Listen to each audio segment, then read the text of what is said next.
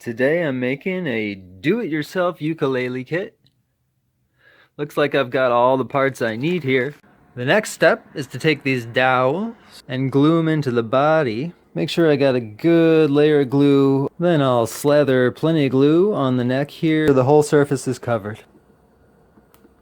Use a damp rag to get rid of any excess. So I'm taking extra attention to make sure the top of the body and the neck are going to dry on a completely flat plane. Clamp it, use a little buckle strap, and then to get it extra tight, just going to wedge some shims in there. I'm going to let that dry overnight. The next step would be to take the nut and glue it onto the tip of the fretboard. It shouldn't take too much glue, just make sure the whole surface is covered so the bottoms are nice and flat. I'll let this dry for 2 hours. But when I'm gluing the fretboard on there, I put a little piece of tape right with to help me line it up. Then I'm just going to cover everything with glue and slide it into place and clamp it. The glue on the fretboard is dry. You can see that the neck is actually quite a bit wider than the fretboard. Also, these fret ends are pretty sharp. They're sticking out. So I'm going to use a totally flat file to get the edges even and get these fret ends even with the fretboard. Now the side of the fretboard and the side of the neck line up, and while I got the fret bar out, might as well level the frets. It's on a ukulele a lot easier than on a guitar.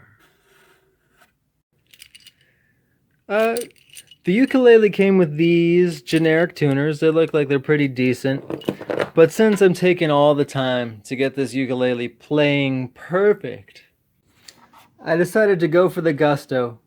Get some nice Grover tuners. These are definitely going to stay in tune. Looks like the metal Grover grommets are a little bit bigger than the original plastic grommets. So I'm actually going to use this drill bit by hand. I want to make sure I don't put any ugly marks on the headstock. I'll use my handy dandy plastic tip pliers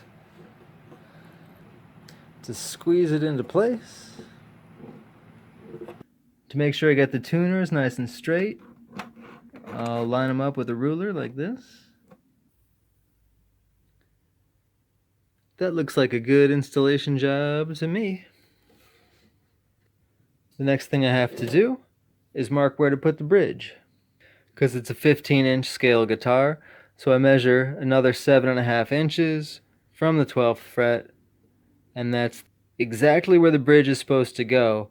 I'll want to listen to it with the strings on before I do the final gluing of the bridge though. It's time to go in with the wood glue. Testing the intonation, but I've got it in the best place it possibly can be here. I've got it all painted and sanded. Let's see if this tape comes off nice and smooth. Going for a little bit of a wink and a nod to Van Halen, and a little bit of that classic racing stripe style. After a whole lot of coats of polyurethane, some dry sanding, wet sanding, scrubbing with scrubbing pads, and finally buffing and polishing, it's got a nice smooth, glossy shine. I can finally put the bridge back in and get some strings on here. At long last, I've got the strings on it, and it's all ready to play.